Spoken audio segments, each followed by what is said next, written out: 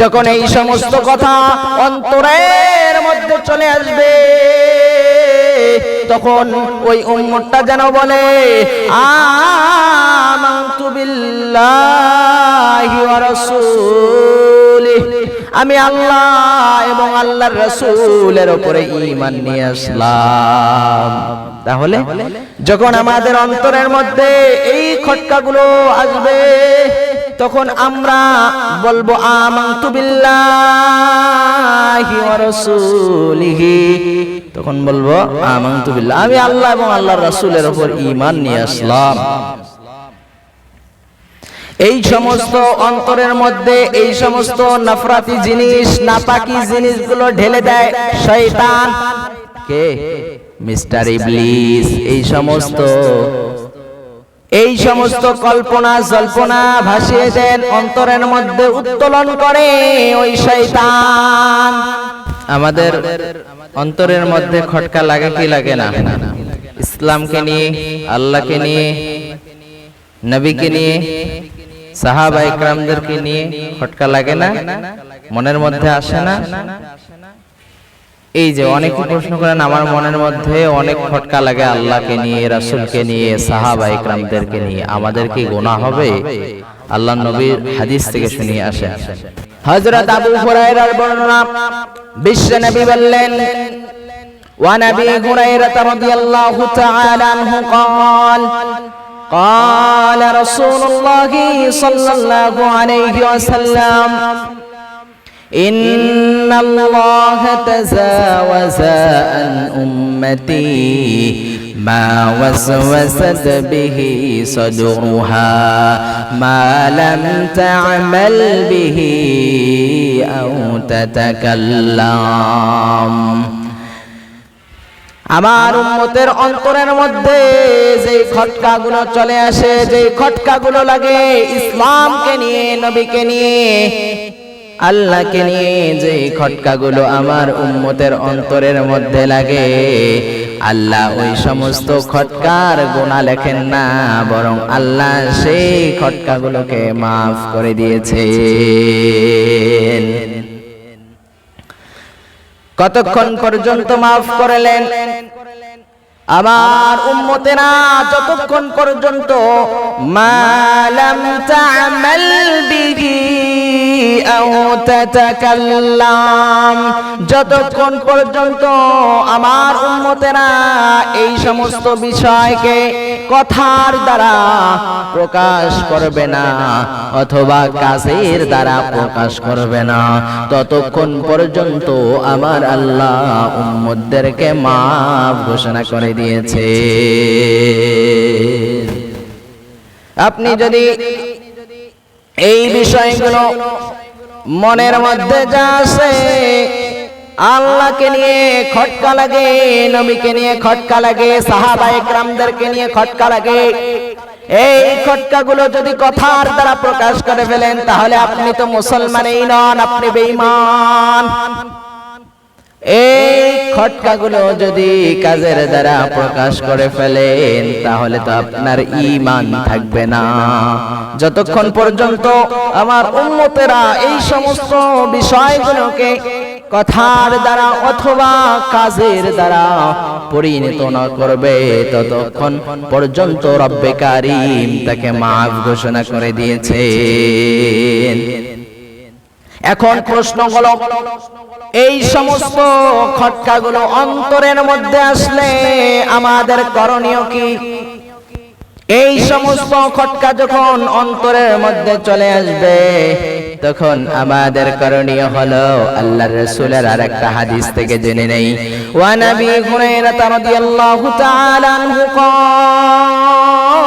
قال قال رسول الله صلى الله عليه وسلم لا يزال الناس يتساءلون حتى يقال هذا خلق الله الخلق فمن خلق الله ومن وزد من ذلك شيئا فيقول آمنت بالله ورسوله হযরত আবু হুরায়রার বর্ণনা, রাসূল করিম সাল্লাল্লাহু আলাইহি ওয়াসাল্লাম বললেন, আমার উম্মতেরা একে অপরকে বলা বলি করবে, বলতে থাকবে যে আল্লাহ এই সমস্ত সৃষ্টি করেছেন, এই আসমানের নিচে জমিনের উপরে যা কিছু আছে সব কিছু আল্লাহ সৃষ্টি করেছেন। এবং এটাও বলে ফেলবে ফামান খালাকাল্লাহ, এই সমস্ত তো আল্লাহ সৃষ্টি করেছেন, আল্লাহকে কে সৃষ্টি করেছে? ওয়ামান ওয়াজাদা মিন যালিকা শাইআন, যখন এই সমস্ত কথাগুলো অন্তরের মধ্যে চলে আসবে তখন সে যেন বলে ফায়াকুল আমানতু বিল্লাহি ওয়া রাসূলিহি। যখন এই সমস্ত কথা অন্তরের মধ্যে চলে আসবে তখন ওই উম্মতটা যেন বলে আমানতু বিল্লাহি ওয়া রাসূলিহি, আমি আল্লাহ এবং আল্লাহর রাসূলের উপরে ঈমান নিয়ে আসলাম। তাহলে যখন আমাদের অন্তরের মধ্যে এই খটকাগুলো আসবে তখন আমরা বলবো আমানতু বিল্লাহি ওয়া রাসূলিহি, তখন বলবো আমানতু বিল্লাহ, আমি আল্লাহ এবং আল্লাহর রাসূলের উপর ঈমান নিয়ে আসলাম। এই সমস্ত অন্তরের মধ্যে এই সমস্ত নফরাতি জিনিস, নাপাকি জিনিসগুলো ঢেলে দেয় শয়তান। কে? মিস্টার ইবলিস। এই সমস্ত কল্পনা জল্পনা ভাসিয়ে দেন, অন্তরের মধ্যে উত্তোলন করে ওই শয়তান। শয়তান মানুষের রক্তে রক্তে চলাচল করে। আল্লাহর নবীজির হাদিস, ইন্নাশ শাইতানা ইয়াজরি মিনাল ইনসান মাজারাদ দাম। আল্লাহর নবীজি বলেন, নিশ্চয়ই শয়তান মানুষের রক্তে রক্তে চলে।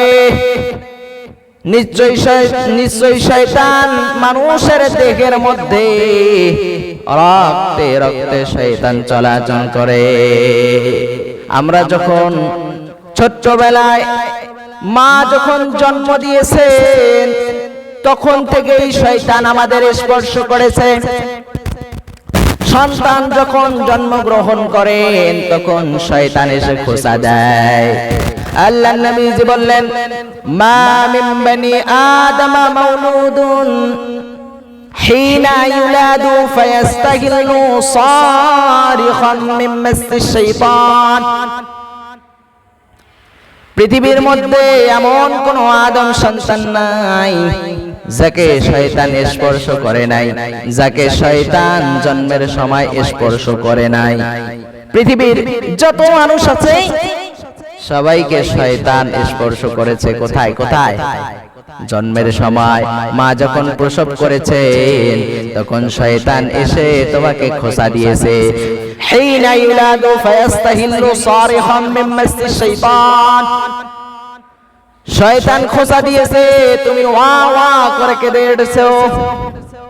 শয়তান খোঁচা দিয়েছে, তুমি কেঁদে উঠেছো, এটা হচ্ছে শয়তানের খোঁচা।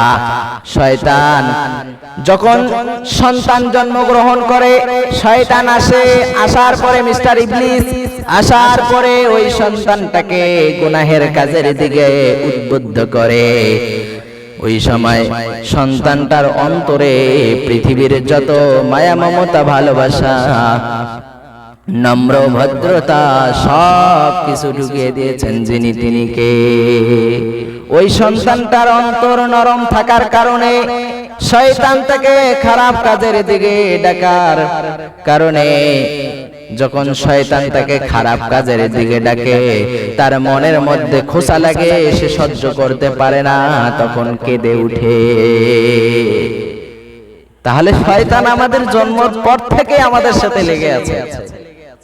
শয়তান বিভিন্ন কর্মকাণ্ড করায়, আমাদের দ্বারা বিভিন্ন কাজ করিয়ে ফেলে।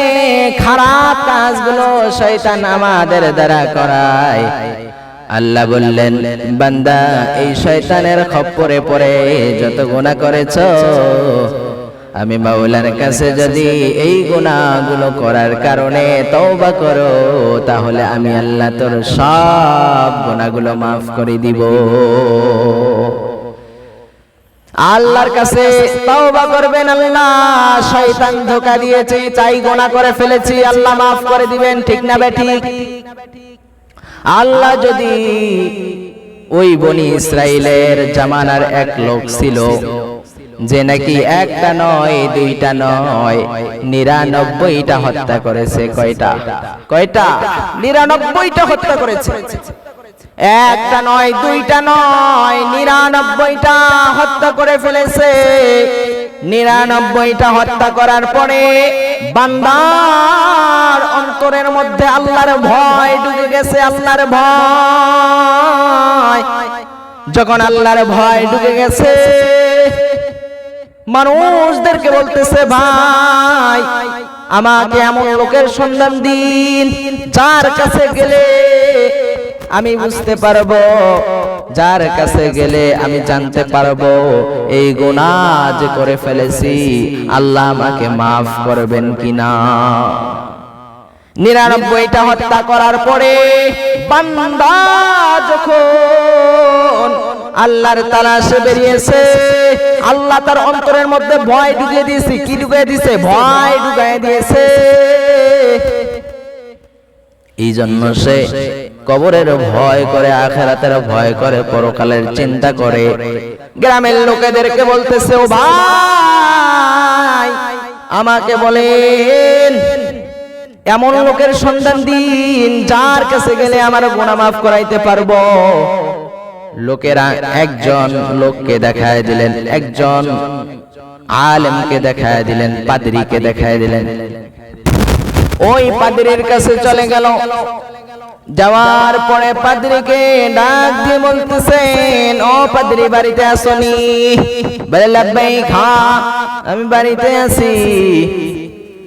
যখন ওই পাদ্রী আলেম ওই লোকটাকে দেখলো, ভিতরে আসতে আহ্বান করলো। ওই লোকটা ভিতরে ঢুকে গেল। ভিতরে ঢোকার পরে বলতেছে, পাদ্রী তোমার কাছে আমার একটা প্রশ্ন।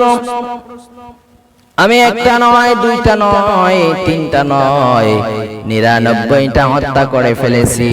এখন বলো আমাকে মাওলা মাফ করবেন কিনা?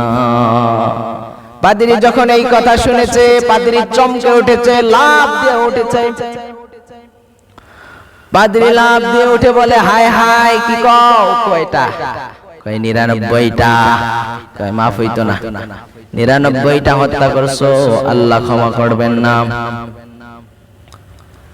যখন এই ব্যক্তি শুনলেন আল্লাহ তাকে মাফ করবেন না, তখন সিদ্ধান্ত নিয়ে ফেলল, যেহেতু আল্লাহ মাফ করবেন না, 99টা হত্যারও যেই শাস্তি দিবেন, 100টা হত্যা করলেও সেই শাস্তি দিবেন, তো 99টা কেন বাকি আর 100টা কেন বাকি রাখি? এটাও করে ফেলি। ওই পাদ্রীকে খুন করে ফেলছে, এরপরে পুরাইছে 100টা। কয় শাস্তি তো একই, 99টা করলেও যায়, 100টা করলেও তা। এই লোকটা আবার নৈরাশ হয় নাই, গ্রামের মধ্যে ফিরে গিয়ে লোকদেরকে ডাকতেছেন, ও ভাই আমাকে একজন ভালো আলেমের সন্ধান দিন যার কাছে গেলে আমি আমার গুনাহকে মাফ করাইতে পারবো, বুঝতে পারবো, জানতে পারবো আল্লাহ আমাকে মাফ করবেন কিনা। এবার মানুষেরা সবাই মিলে মিলে একজন ভালো আলেমের কাছে পাঠায় দিলেন। অমুক এলাকায় একজন ভালো আলেম আছে, তুমি তার কাছে যাও। যাওয়ার পরে ওই আলেম তোমাকে শিক্ষা দিবে যে এই গুনাহ থেকে মাপ পাবা কি পাবা না। ওই লোক যখন শুনেছে, ছুটে এই গ্রাম থেকে ওই গ্রামের দিকে দৌড়াচ্ছে। হঠাৎ করে মাঝপথে পরে গিয়ে লোকটা মারা গিয়েছে। যখন সে মারা গিয়েছে, এবার আল্লাহ ফেরেশতারা পাঠালো। দুই দল ফেরেশতা আসলেন। একদল জাহান্নামী ফেরেশতা আর একদল জান্নাতি ফেরেশতা। জাহান্নামী ফেরেশতা আর জান্নাতি ফেরেশতা, দুই দল ফেরেশতা আসলেন। জান্নাতি ফেরেশতারা জাহান্নামী ফেরেশতাদের সঙ্গে ঝগড়া করতেছেন, আর জাহান্নামী ফেরেশতারা জান্নাতি ফেরেশতার সঙ্গে ঝগড়া করতেছেন। বলে এই লোকটা জান্নাতি, একে আমরা নিয়ে যাব। জাহান্নামী ফেরেশতারা বলতেছে, জাহান্নামের ফেরেশতারা বলতেছে এই লোকটা হলো জাহান্নামী, একে আমরা নিয়ে যাব। তখন আল্লাহ তাদের দুই দলের ঝগড়া বন্ধ করার জন্য একটা সমাধান দিলেন, আর একজন ফেরেশতাকে পাঠিয়ে দিলেন, ও ফেরেশতা তুমি যাও তাদের ঝগড়াকে মীমাংসা করে দাও। ওই ফেরেশতা আসলো, আসার পরে দুই দল ফেরেশতাকে বলল এই বান্দা তো মাফ পাওয়ার উদ্দেশ্যে রওনা দিয়েছে, তার অন্তরের মধ্যে ভয় ঢুকে গেছে, এই জন্য সে ওই আলেমের কাছে যাইতেছিল। জাহান্নামী ফেরেশতারা মানে না, জান্নাতি ফেরেশতারাও মানে না। এবার সুন্দর একটা সমাধান দিয়ে দিলেন। ওই ফেরেশতা বললেন, দুই দল ফেরেশতা তোমরা মাফা শুরু করো, যেখান থেকে এসেছে এবং যেখানে মারা গিয়েছে এতটুকু জায়গা যদি কম হয়, এতটুকু জায়গা এবং সে যেখানে মারা গিয়েছে এবং এখান থেকে আলেমের বাড়ি যত দূর, এত দূর পর্যন্ত যেই রাস্তাটা কম হবে এই রাস্তা অনুযায়ী সেই ফেরেশতারা তাকে নিয়ে যাবে। অর্থাৎ যদি বাড়ি থেকে যে স্থানে মারা গিয়েছে ওই স্থানের জায়গাটা কম হয় তাহলে জাহান্নামী ফেরেশতারা নিয়ে যাবে, আর যেখানে মারা গিয়েছে এখান থেকে আলেমের বাড়ি যত দূর এই পথটা যদি ছোট হয় তাহলে জান্নাতি ফেরেশতারা নিয়ে যাবে। বর্ণনায় এসেছে যেই ওই লোকটা যেই জায়গায় মারা গিয়েছে ওই জায়গার থেকে আলেমের বাড়ি ছিল একটু বেশি দূরত্ব, আল্লাহ ওই জায়গাটাকে সংক্ষিপ্ত করে দিয়েছে। কি করে দিয়েছে? আল্লাহ সংক্ষিপ্ত করে দিয়েছেন। এবার জান্নাতি ফেরেশতারা ওই ব্যক্তিকে নিয়ে জান্নাতে ঢুকে গিয়েছে। আল্লাহু আকবার।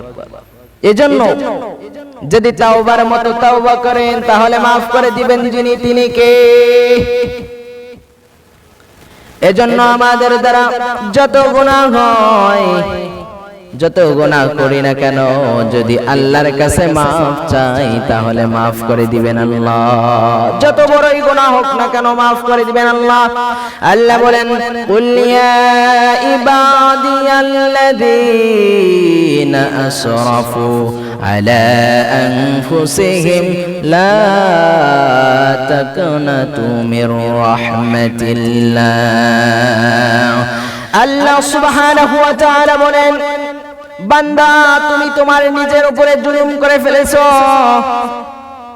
আমার রহমত থেকে নৈরাশ হয়ো না, আমার রহমত থেকে নৈরাশ হয়ো না।